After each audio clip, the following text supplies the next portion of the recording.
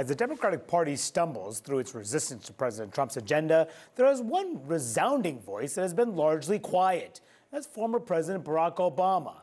But that changed momentarily this week when he sat down for a wide-ranging conversation where he offered this warning.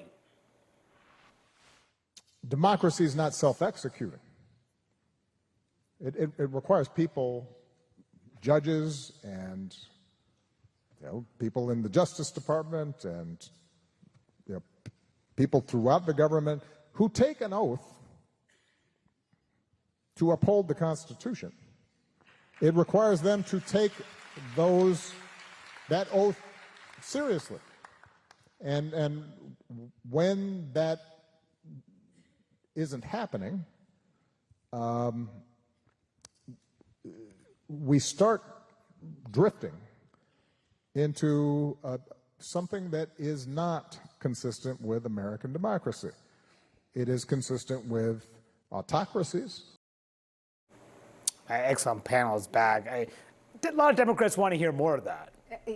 The question I get asked more than anything else is, where are the former presidents and when are they going to speak out? Why aren't they speaking out more? I would say President Obama has actually spoken out more than any of the others. I think what you hear from them is, they want to pick their moments. They don't want to dilute the message. But as I think we know with history, you never know when that tipping point is going to come that it makes a difference. And the argument from the other people who want to hear it more say that this is a time where you should be speaking out because of everything that's happening out there. Yeah, they say, of course, that they believe that Donald Trump is a unique threat. Quite frankly, the Democratic Party is uniquely in disarray in a way that it's a moment for the Democratic Party that they say needs leadership that just isn't existing in the party. There's a lot of infighting. But I think we do have to just take a step back and think, during the Biden administration, were Republicans saying, we must hear from George W. Bush right now. And they weren't. They let him be, And so it is just kind of unprecedented to see Democrats clamoring for Obama, but I think it's more of an indication that the party doesn't really feel like it has any other leaders. Yeah, and the former Attorney General Eric Holder told The Atlantic's Mark Leibovich, the thing you don't want to do is you don't want to regularize him, referring to Obama.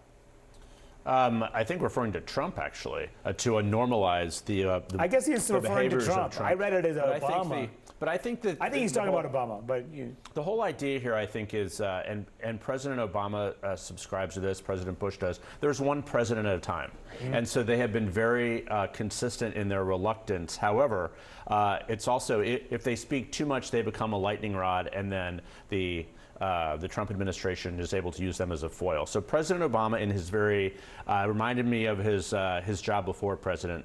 He was a constitutional scholar, and he was trying to tell the students of America, the Democrats, that sort of like focus here. He does not believe he can lead Democrats out of the wilderness.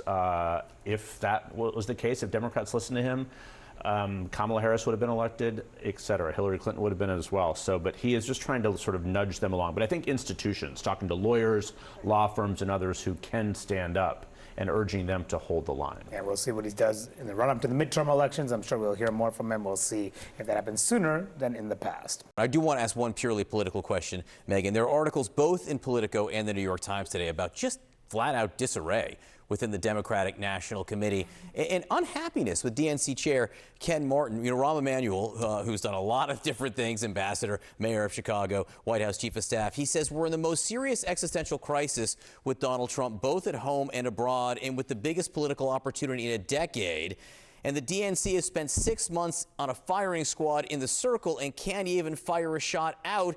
In Trump's world is a target-rich environment. That quote was from Politico, but there are also all kinds of things in the New York Times as well. Megan, what do you think the problem here is?